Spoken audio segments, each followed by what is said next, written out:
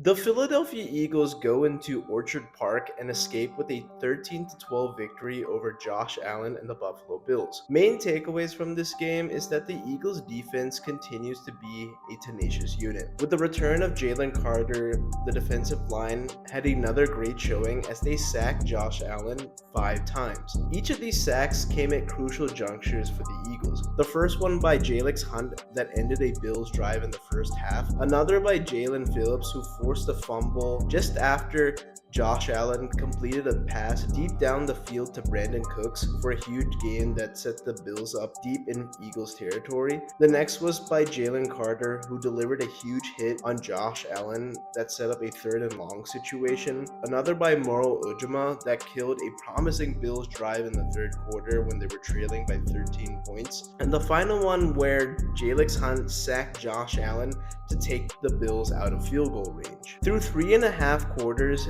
this unit was pitching a shutout against the Buffalo Bills offense, but they eventually gave up a score. But Jalen Carter skied for a huge block on the extra point to preserve a 7-point lead. Despite giving up another touchdown, this defense bent but did not break when it really mattered, forcing an errant throw by Josh Allen where he missed a wide open Khalil Shakir in the back of the end zone, what could have been the go-ahead 2-point conversion. I want to commend how great this defense has been playing, especially since the bye week. Vic Fangio once again is proving to be the best defensive coordinator in the game, and he has the Eagles amongst the best defenses in the NFL. Especially after the bye week, the Eagles pressured quarterbacks more than any other team, coming up with 26 sacks in an 8-game span, while suffocating opposing offenses, yielding just 14.5 points per game. And this includes a 12-point outing against a Bills offense that came into this game averaging over 29 points per contest. With Jalen Carter back in the lineup, the Eagles' defensive line gets an additional boost with pressure up the middle. This secondary just simply doesn't allow opposing offenses to function, clamping up on several explosive units throughout the season. If the defense continues to play this way, the Eagles will be a tough out for anyone that they play in the NFC playoffs. Now, as great as this defense is, their offense looked completely lost in the second half. After moving the ball with relative ease, putting up 13 points in the first half, the Eagles were held to just 16 total yards and 0 completions through the air in the second half. Very much like the Tampa game earlier this year, the offense completely evaporated after halftime. Similar issues with predictable play calling and falling behind the sticks that have plagued them all season long popped up once again. I don't think you can blame Jalen Hurts on this because he was great in the first half. There were several situations where he navigated the pressure really well and was able to complete a pass down the field, especially on third and long. And he was also really good at executing some great play calls from Kevin Patullo. But in the second half, for whatever reason, that formula changed, where it was run, and then a pass way downfield. It just seemed that the offense never seemed to regain the touch that they did in the first half. This was the second game where the Eagles won despite not completing a single pass in the second half. I still don't feel super confident with how the Eagles offense looks, especially that this is probably going to be the last time we see them until the playoffs. Despite them having a really good defense, and I mean it's a Super Bowl caliber defense, the offensive struggles continue to be the biggest question mark preventing this team from being a true Super Bowl contender. Now, from the Bills' perspective, I definitely can't blame Sean McDermott for actually being aggressive for once. And if things went his way, the Bills would be coming out of this game with a huge victory and very much alive in the AFC East. But looking back at it, in this situation, it might have been wiser to go for the tie and force overtime. Given that the Eagles' offense was sputtering since the first half, I would take a chance and send this into overtime. Your offense is beginning to move the ball on this Eagles defense. They have been playing for about the entire second half.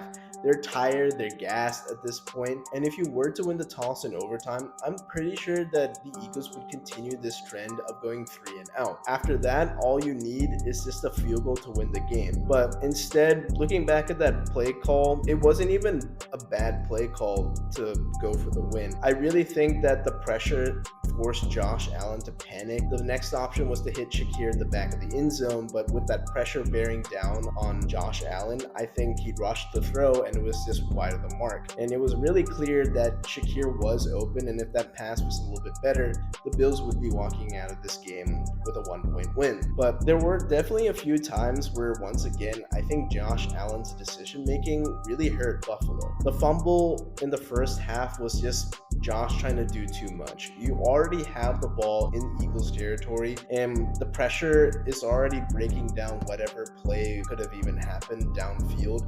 Just take the sack, or even better, just throw it away. But again, Josh is trying to play hero ball. He gets stuck in this tuck rule position and the ball gets kicked. And next thing you know, the Eagles are set up in plus territory and eventually cash in with the touchdown to get momentum early in this game. The 19-yard sack in the second half completely killed momentum. If you throw the ball away or even take the sack at around the 30-yard line, you at least have a reasonable field goal attempt. But instead, you decide to cut it back, and then once you cut back, you realize that you're in the pocket and you're continuing to drift further and further back. And the next thing you know, you take a 19-yard sack by Jalix Hunt, knocking you out of field goal range, and you have to punt. And that, at the time, was the Bills' most promising drive. I mean, it's just inexcusable that some of these decisions that Josh Allen makes just really hurt his team. I know he's Superman at times. He can put on the cape. When you're already hampered with a foot injury that we know he's been dealing with for the last couple weeks, he doesn't have that same scramble ability that we've seen in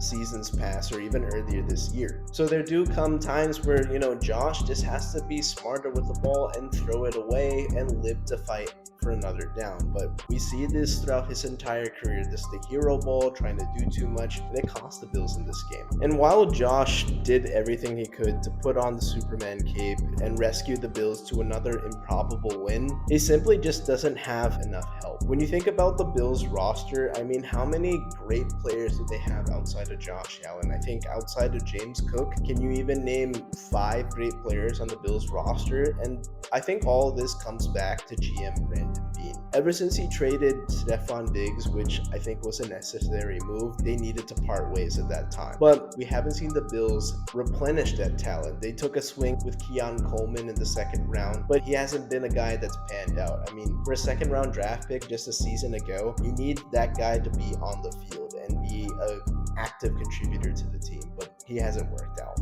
This everyone eats offense, yes, can work for the regular season, but is it a championship winning formula? I don't think so, because if you look at the entire conference, each of these teams have at least a very potent group of receivers and at least one ball dominant receiver that can get the job done and say, hey, if you throw it my way, I'm very likely to come down with the catch. And I just don't see that guy on the Bills team. And if you look at how the Bills really wasted this opportunity with the Patriots, taking a step back from the post-Brady years, all they have shown for it is just a couple trips to Arrowhead where they lost the AFC Championship game. And now they've lost the AFC East for the first time in 5 years, and the Patriots are now back atop the AFC East. Simply put, the Bills aren't a Super Bowl team. I don't see them winning 3 straight road games in order to advance to the Super Bowl. And with Josh Allen hampered as it is and what seems to be a significant foot injury, with the team bereft of explosive weapons outside of James Cook, the Bills could very well be